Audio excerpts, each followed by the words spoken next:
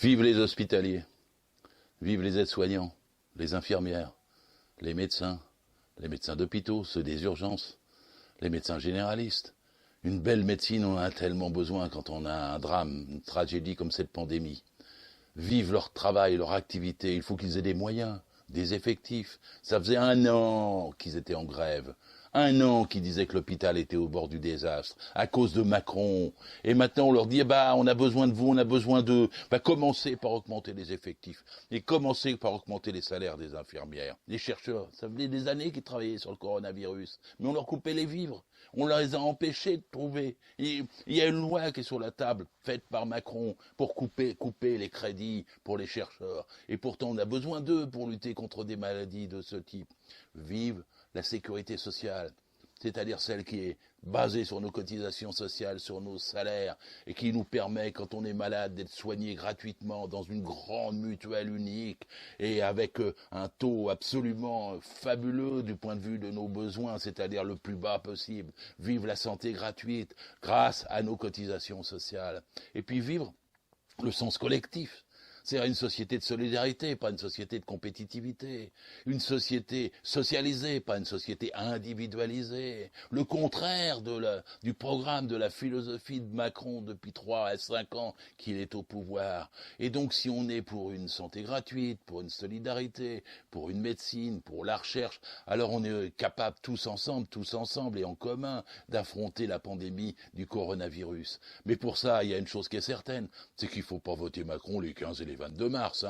Macron, c'était pas sa voie de chercher à lutter contre les marchés et contre les bourses. Il a même essayé de faire un coup de force, figurez-vous. Il a essayé de voir s'il pouvait reporter les élections. Il a essayé de voir s'il pouvait les fusionner avec les territoriales, les régionales. Son style, c'est le 49-3, c'est pas la démocratie. Ce qui l'a empêché de reporter les élections, c'est parce que le Conseil constitutionnel était contre, le président du Sénat était contre, et même son Premier ministre, semble-t-il, était contre. Et donc il n'a pas pu faire un coup de force selon son style habituel. Et puis le voilà, humble et contrit, disant que maintenant, il faut de la santé gratuite et puis qu'il faut dépasser les déficits de 3%. Ah, les déficits de 3%, c'est intéressant d'en parler. C'était donc un chiffre magique qu'on peut balayer d'un coup de main comme ça. On peut faire 5, 6, 7%. Mais oui, c'est des traités de papier capitalistes et quand il y a une volonté politique, on peut passer par-dessus. Et donc, en fait, on peut transformer l'Europe aussi. Ça se voit pour ceux qui en doutent. Et donc, quand on regarde tout ça, on se dit, mais alors, qu'est-ce qu'il y a en face? Le capitalisme. Mais le capitalisme, la Fed, comme on dit aux États-Unis, elle a été obligée d'injecter 1500 milliards de dollars parce que les bourses s'effondrent.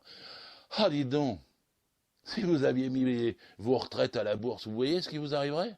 Vous n'auriez plus de retraite. Heureusement qu'on a la retraite par répartition, elle aussi basée sur le salaire et sur le travail. Ça, c'est quelque chose de fiable, basé sur les annuités de travail et pas sur des points bizarres, aléatoires, dont on terminera le taux en fonction des bourses et des fonds de pension. Oh, quelle belle leçon aujourd'hui de politique nous avons, et c'est une raison de plus pour voter les 15 et 22 mars à gauche. Parce que c'est pas la Macron, balayez Macron. C'est pas à la droite, eux ils veulent la retraite à 65 ans.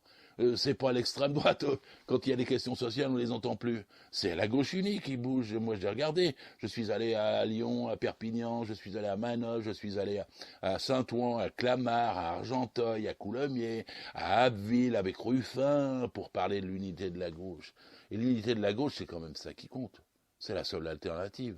La gauche est divisée en 12 ou 13 groupes. C'est une mosaïque. Il en faut un seul, un comité de liaison. Et moi, je vois bien les listes des candidatures aux municipales. Elles inaugurent cela.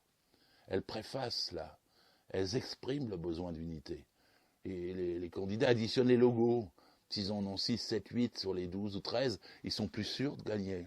Et quand on additionne les logos, même les petits partis, on dépasse les partis. On crée une dynamique. Et les gens, on se dit, à ce coup-là, j'ai envie de voter pour des gens de gauche qui changent vraiment notre vie, qui aillent vers le bonheur dans nos communes et le bonheur dans nos retraites, et contre les oiseaux de malheur à Macron et compagnie.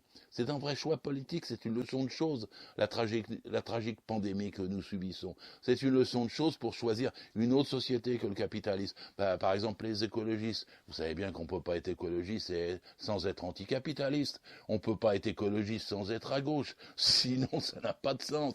Être écologiste, c'est cautionner les coups d'État, les 49-3 de Macron, et puis tout ça, c'est pas clair.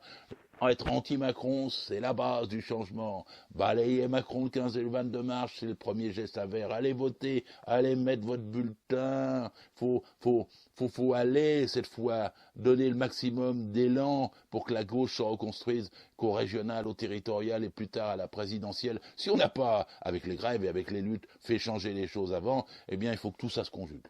On gagne, à gauche unie, à gauche unie.